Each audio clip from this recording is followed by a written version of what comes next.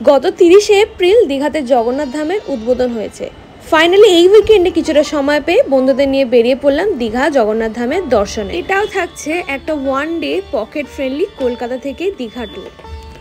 এই ভিডিওতে আমি শেয়ার করব দীঘা জগন্নাথ ধামের দর্শন আর আমরা যে পকেট ফ্রেন্ডলি হোটেলটাতে ছিলাম সেটার ব্যাপারে। চলো ভিডিওটা শুরু করা যাক।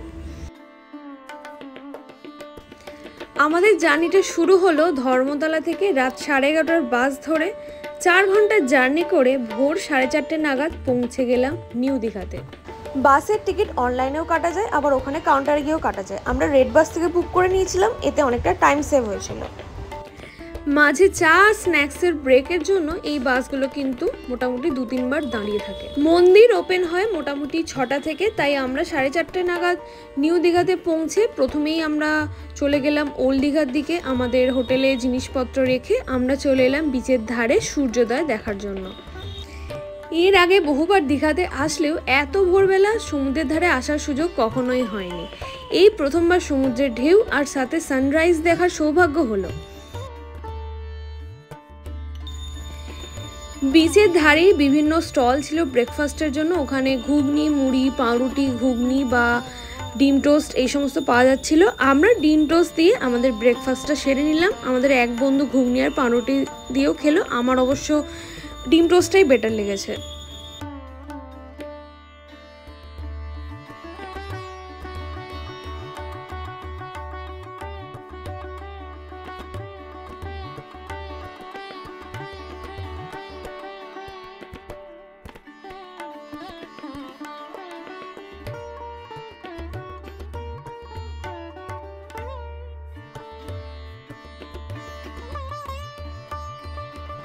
খাওয়া দাওয়া করে আমরা রওনা দিলাম মন্দিরের দিকে।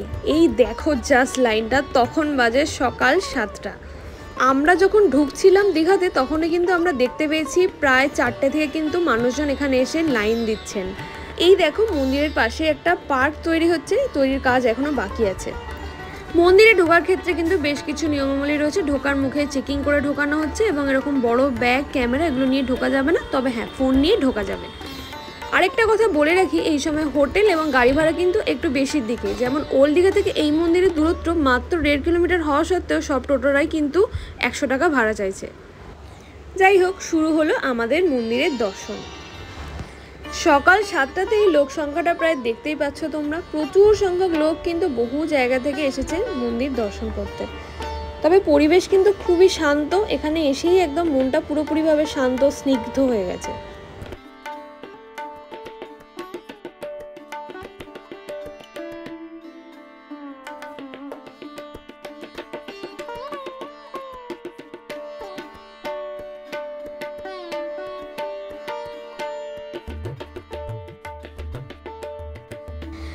মন্দিরের দেওয়ালের ডিটেলসগুলো কিন্তু দেখার মতন সুন্দর। বেশ অনেকক্ষণ ধরে দাঁড়িয়ে দাঁড়িয়ে উপভোগ করলাম মন্দিরের দেওয়ালের অপূর্ব কারুকার্য, আর চারপাশে রয়েছে এরকম সুন্দর বাগান।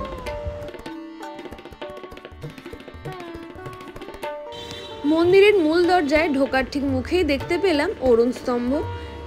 পুরীর মতোই একদম অবিকল, এবং প্রতিদিনই এখানে পুজো কিন্তু করা হয়।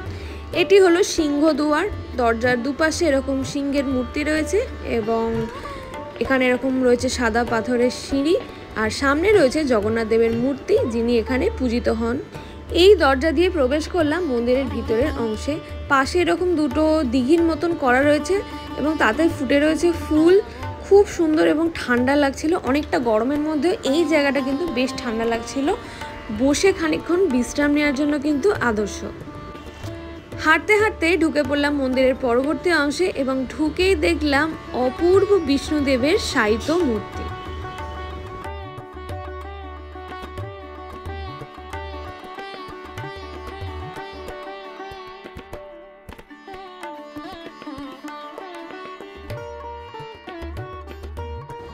মন্দিরের পরবর্তী অংশটাতে কিছু কাজ বোধহয় এখনো বাকি রয়েছে। এরপর হাঁটতে হাঁটতে মন্দির দর্শন করতে করতে আমরা চললাম গর্ভগৃহের দিকে, অর্থাৎ জগন্নাথ দেবের দর্শনে।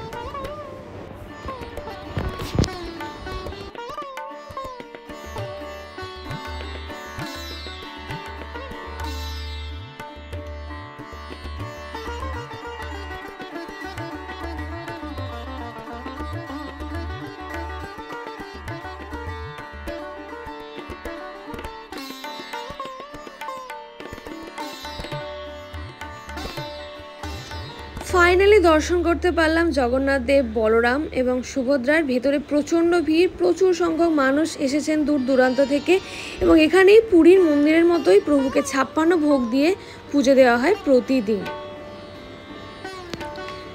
দর্শনের পরে আমরা চলে এলাম মন্দিরের একদম বাইরের অংশে। এখানে প্রচুর মানুষ কিন্তু বসে বিশ্রাম নিচ্ছিলেন। আমরাও খানিকক্ষণ ডিসাইড করলাম এখানে বেশ শান্ত পরিবেশে বসে খানিকক্ষণ বিশ্রাম নেব। মন্দিরের ওপেনিং টাইম হলো সকাল 6টা থেকে দুপুর 1টা পর্যন্ত, এরপরে দুপুর 3টে থেকে রাত্রির 8টা পর্যন্ত।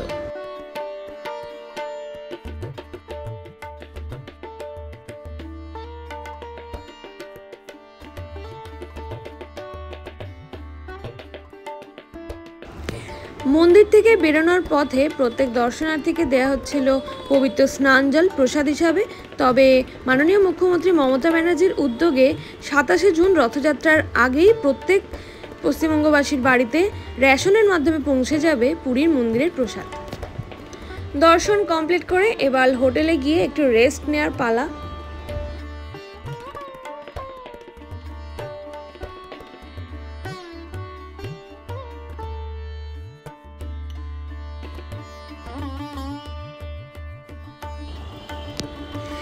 দেখো সামনেই রথযাত্রা উপলক্ষে 3টে রথকে কত সুন্দরভাবে সাজানো হচ্ছে।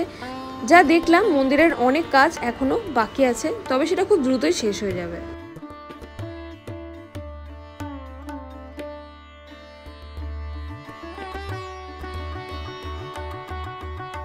হ্যালো, সো ওল্ড দীঘাতে আমরা এই রুমটাতে আছি, যার এক্সপিরিয়েন্স আমাদের কাছে খুবই ভালো লেগেছে। আমি একটু রুমটা ঘুরিয়ে দেখাচ্ছি।